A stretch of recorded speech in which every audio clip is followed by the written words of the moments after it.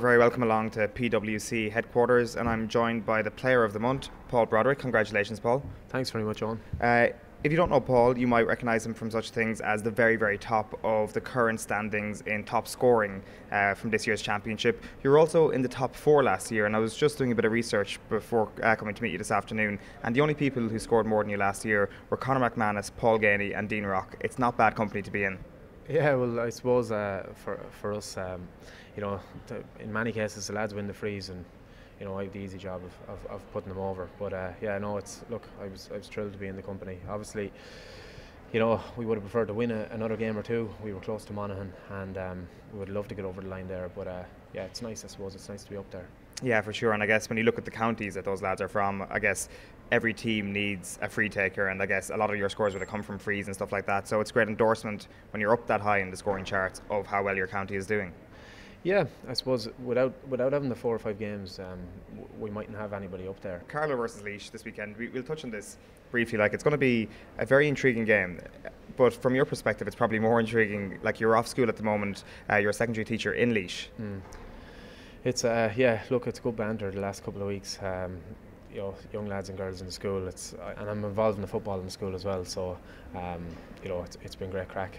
They all tell me there's no way we're going to beat them, and I couldn't disagree with them in terms of they've beaten us twice this year. So, it's all good natured, but good crack. Yeah. And where you're from as well will be fairly close to the border as well, right? Yeah, Carlow town's only probably a mile from the Laois border, if even. And we'd socialise with a lot of the Laois lads, and we'd know them, would have gone to school with them and stuff like that. So, look, it's all in good humour, but I suppose it's an unusual situation that it wouldn't happen in many counties. Greg Cullen, who would be the closest Laois town to Carlow, is pretty much in Carlow town. You can walk from Carlow town, you just cross the river, and I suppose Greg Cullen will be one of the most successful Carlow clubs until they moved over, so it's a unique situation. Yeah. You mentioned there a moment ago about having lost to Laois already twice this year, and also post the league final in Division 4 you've also lost Brendan Murphy as well, which was a huge talking point at the time. Now obviously there's huge respect for Brendan in Carlow, but at the same time, is there a sense that having lost him gives you an added incentive, not out of kind of a dislike for Brendan or anything, but just in terms of having an extra cause and this whole idea that everything was against us at the start of the year and we've managed to do it all in spite of the fact that he's gone to the United States? I suppose it was a blow. I'd be lying if I said it wasn't a blow. Brendan came in, probably wasn't easy for him to do, came in and announced to the dressing room that he was going, and that it was the right time for him and Kate to go, his fiancée, and no one really begrudged him going, but I suppose for us a huge part of our game revolves around Brendan, so we knew that we had a point to prove that it isn't all about him, that we can perform as a team without him or without any one member. Like you say, it's not about Brendan individually, it's about if anyone left, like any of our top players, the likes of you look at Sean Murphy and Owen Root, who've come into midfield, and Sean Gannon, who's been doing some great fielding.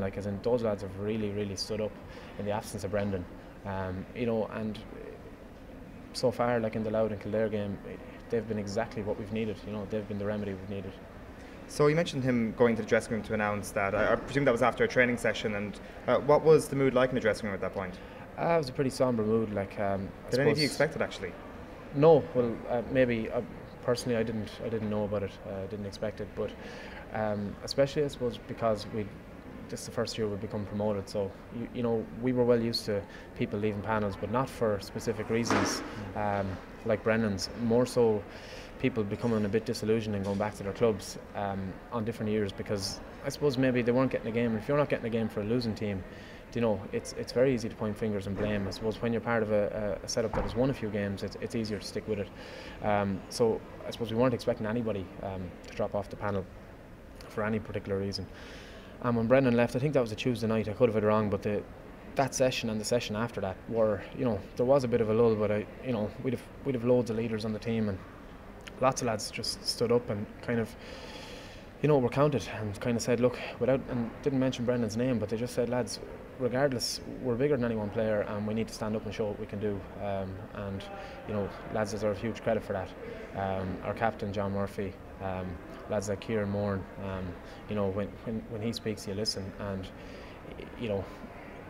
Sean Gannon, lads like these, just leaders. They're born leaders, and they kind of said, look, we need to just pick ourselves up and go. So your coach is there, lads, when we're giving the ball in, and he might mention, he might say, look, we're giving it in to, and he just picks a name. So like the name, a lot of the time when we're talking about kickouts and we're talking about anything goes, it was just Brendan's name that would come out of the coach's lips or whatever, or the manager's lips, because for a lot of the time he was winning a lot of our kickouts.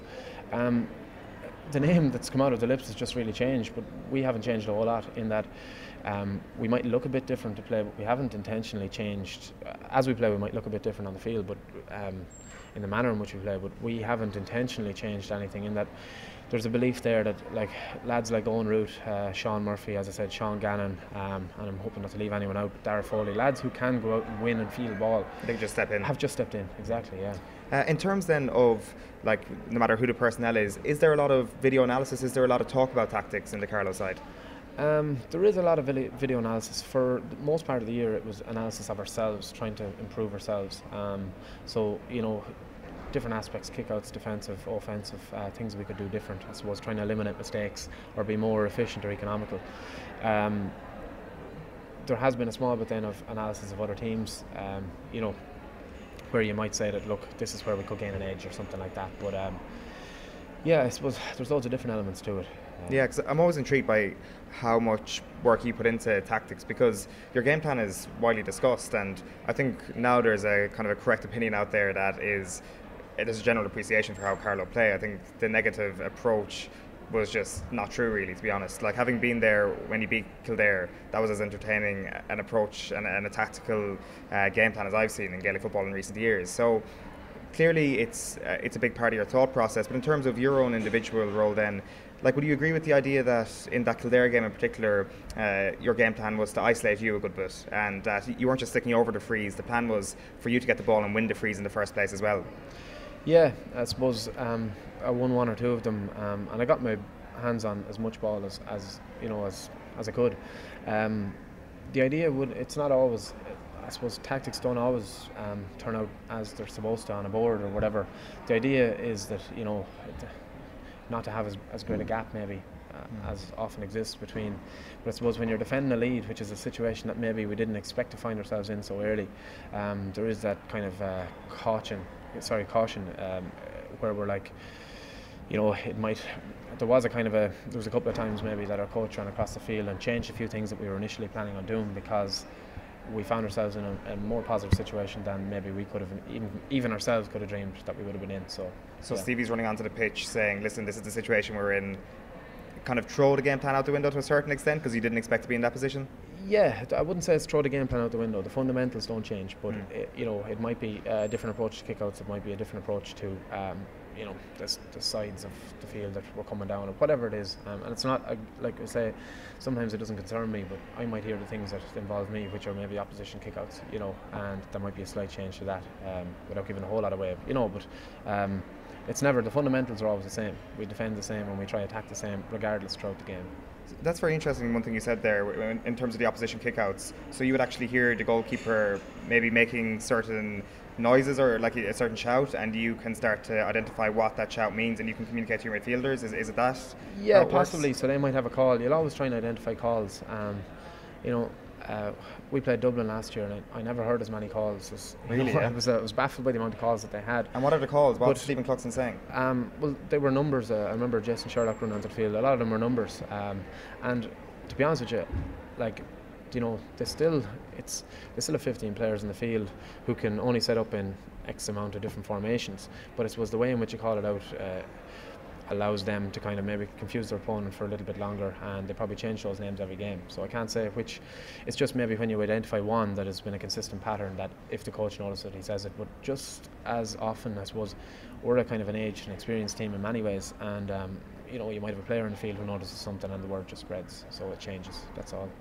Just one last question on that Dublin calls thing, because I haven't heard that before. So Sherlock's running onto the pitch, and is he shouting a number to Cluxton, or is he giving Cluxton No, generally this could be across the middle of the pitch. So even I was standing at 11 for some of that game, and I heard calls, 44 different calls like this, and they obviously mean something.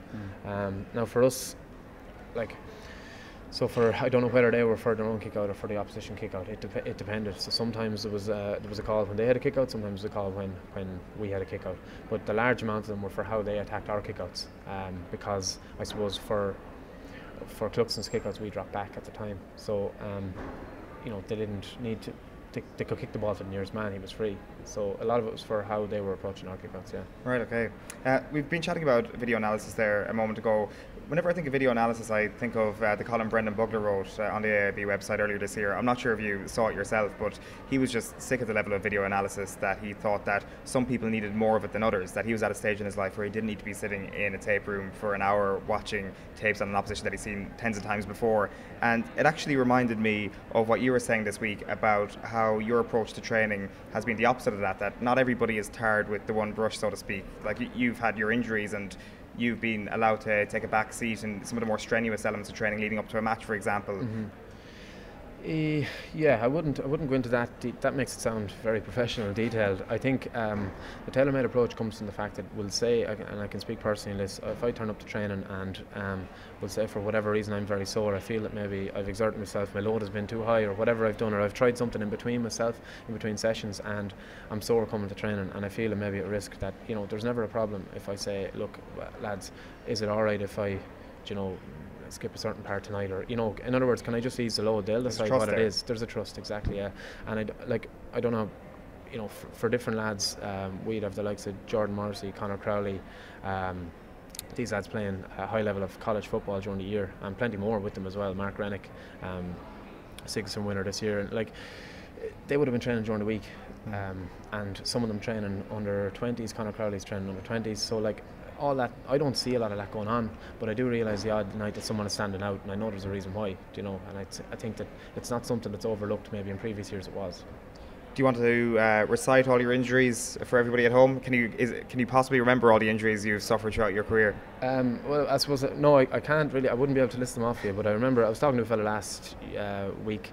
I think it was Ian Reardon from the Times, and he was saying that he just asked something about surgeries, and I can recount I've had 10, I suppose football related, but yeah, and they span from kind of, I suppose, since I've been 18, and thankfully I haven't had one now in a couple of years.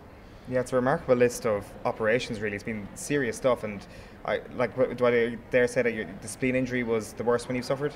Yeah, it was by far. I suppose, and that led to the bowel and the lung injuries. They were a chain of events, if you get me. You might just explain that chain of events for anybody who might have missed that. So I was 18. I was studying for the Leaving Cert, and I was actually sitting at home doing a bit of study, very little, if I'm being honest. And I got a phone call to play a practice game for a club. We were playing Suncroft in Kildare, and I went out, and there were short numbers, and my own club had 15 players on the field when I got out, so I was first sub. So they brought me on at half time, and I came onto the game and got a kind of an innocuous elbow. I went down and I felt winded, but it wasn't going away, so they took me back off, put on the fella who had come off at half time, and I went into the dressing room, and I remember waking up then in the dressing room with people over me, so I obviously went on tie my boots or something and just said I'd lie down for a minute. I wasn't feeling well, and from there I went on to A&E, but I was still in school, so this was a Sunday. I was actually delighted with a day off, and I remember the woman asking me in A&E, what did you last have to eat, which is probably a routine question, and I was brutally honest with her, and my mother was standing beside me. I just said 100 penny sweets, which is actually what I had, when you were studying or whatever. But anyway, so I went in, I had an operation that night on my ruptured spleen. A week through hospital, and I wasn't getting any better, so they opened me up again, and it was a perforated bowel, and during the second surgery my lung collapsed. So if you get me, that's kind of how one led to That's the an other. incredible chain of events. So initially when you get the elbow, you said it was innocuous, and you said it felt like you were winded, so the pain was very minor. I mean, if you had gone home that evening, you could easily have said, I was just winded, and it just lasted a bit longer. Yeah, well, actually a friend of mine, Shane O'Neill, he's an occupational therapist, and the club chairman at the time, Davy Power, these two men were over me in the dressing room, and they were adamant get him to a care doc, which is their emergency doctor in Carlow. So I went in, and the care doc was a man. He was a man there at the time, and he actually said to me, you're not cooperating. And I knew what he meant in terms of, he asked me, to lean right or whatever, and I couldn't, just the pain was too much. And he said, look, we'll just send you down for observation. And when I was in Kilkenny, I went in for x-ray, and only I collapsed in the x-ray, they said, we'll keep you. But I suppose things could have been different with internal bleeding. You know, my medical knowledge now is very limited, but you know, had I gone home, it might have been a lot different. And it wasn't until 4 o'clock, so that was maybe 11 o'clock that night, but it wasn't maybe till 4 o'clock in the morning until I woke up in roaring pain.